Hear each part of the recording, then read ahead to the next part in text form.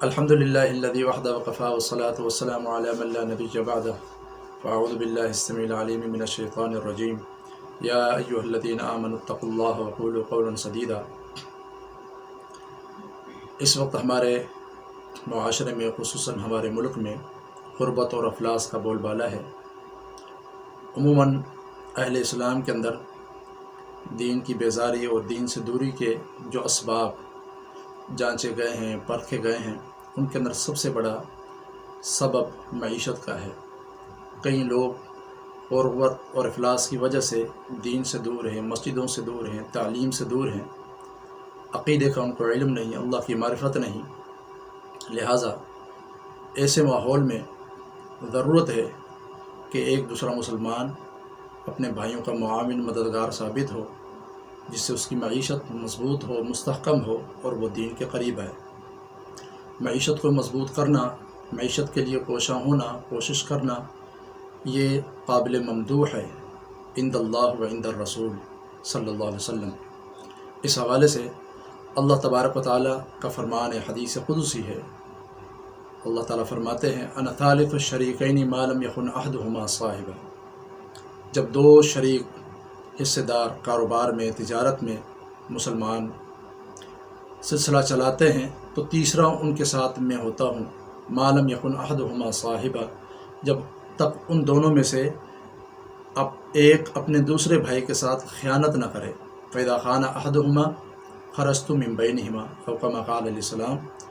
جب ان دونوں میں سے ایک اپنے دوسرے مسلمان بھائی کے ساتھ خیانت کرتا ہے، دھوکہ کرتا ہے، تو میں ان دونوں سے نکل جاتا ہوں۔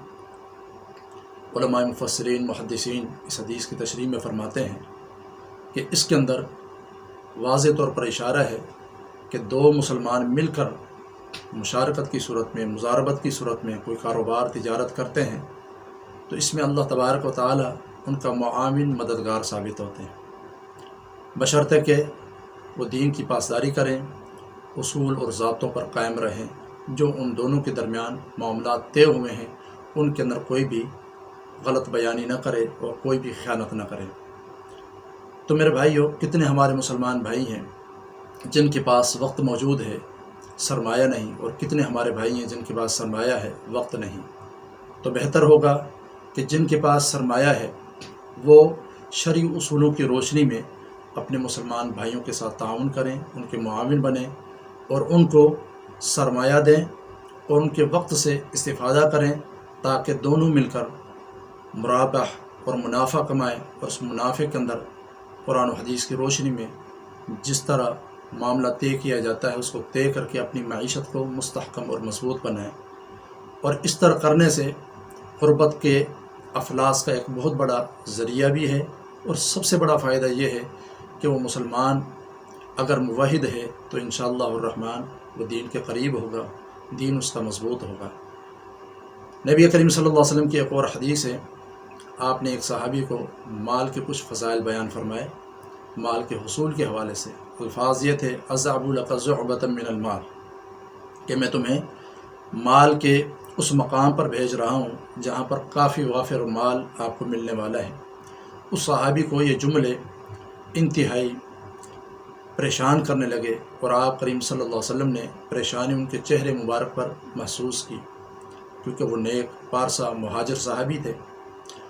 انہوں نے اسلام اللہ کے لیے، اللہ کے رسول صلی اللہ علیہ وسلم کے لیے قبول کیا تھا، نہ کہ مال کے لیے۔ ان کو یہ خدشہ ہوا کہ آپ کریم صلی اللہ علیہ وسلم جہاں مجھے بھیج رہے ہیں وہاں پر آپ مجھے ویسے ہی بھیج دیتے، مال کے فضائل بیان نہ کرتے تو زیادہ بہتر تھا، کیونکہ میں مال کے لیے آپ صلی اللہ علیہ وسلم کی اطاعت نہیں کرتا۔ تو نبی کریم صلی اللہ علیہ وسلم فرمایا نعم المال الصالح للرجل الصالح۔ اس صحابی کا اشکال دور ہو گیا ان الفاظ کے ساتھ کہ ایک اچھا مال، صالح مال، بہترین مال، حلال مال اور آسان مال ایک نیک انسان کے لیے انتہائی بہترین ہے، خوبصورت ہے۔ یعنی وہ مال اس نیک انسان کے لیے اللہ تبارک و تعالیٰ کے قرب کا ہی ذریعہ بنے گا۔ تو میرے بھائیو، تو ہم اگر مسلمان ایک دوسرے کے اس حوالے سے معاون بن جائیں اور اس سنت پر عمل کریں جو سنت نبی کریم صلی اللہ علیہ وسلم کی تھی، یعنی مشارکت کی صورت میں، مضاربت کی صورت میں کاروبار کرنا، تو اس میں انشاءاللہ دینی اعتبار سے ہم تمام مسلمانوں کے لیے خیر اور بھلائی ہے، اور ہمیں ایسا کرنا چاہیے۔ اور اس میں آخری بات اصول بیان کیا گیا، اللہ رب العزت نے اس اصول کو مد نظر رکھیں اور اللہ پر توکل بھروسہ کر کے اپنے بھائیوں کو کاروبار میں شریک کریں۔ اور وہ اصول کیا ہے؟ اللہ تعالیٰ فرماتے ہیں یا ایھا الذین آمنوا اتقوا اللہ، اے ایمان والو اللہ سے ڈرو، وقولوا قولا سدیدا، اور سیدھی بات کہو، سچی بات کہو، یصلح لکم اعمالکم، اس کا نتیجہ کیا ہوگا کہ اللہ رب العزت آپ کے اعمال کی اصلاح فرمائیں گے، ویغفر لکم، اللہ تعالیٰ تمہیں بخش دیں گے۔ تو میرے بھائیو، یہ تقوی اور سیدھی بات کاروبار اور مشارکت کی صورت میں ہمارے درمیان موجود ہو تو میں نہیں سمجھتا کہ اللہ تبارک و تعالیٰ کے اس وعدے کے مطابق، اس وعدے کے بیان کے بعد کوئی مسلمان کاروبار میں، تجارت میں، مشارکت میں ناکام اور خائب و خاسر ہو۔ عموماً ہم بہت سارے اسباب اپناتے ہیں، جب بھی کوئی کاروبار شروع کرتے ہیں ان اسباب کے اندر، ان اصولوں کے اندر دین کو، سنتوں کو نظر انداز کرتے ہیں۔ اگر آپ ان احادیث اور ان آیات کی روشنی میں کوئی کاروبار، کوئی تجارت، کوئی بھی دنیا کا معاملہ شروع کرنا چاہیں جس میں سچائی ہو، اخلاص ہو، تو اللہ تبارک و تعالیٰ آپ کا خود معاون، مددگار بن جاتے ہیں۔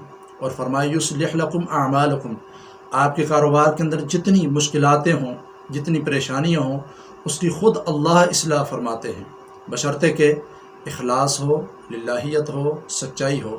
اللہ تبارک و تعالیٰ سے دعا ہے اللہ تعالیٰ ان احادیث کی روشنی میں ہم تمام مسلمانوں کو اپنے اعمال سدھارنے کی توفیق عطا فرمائے۔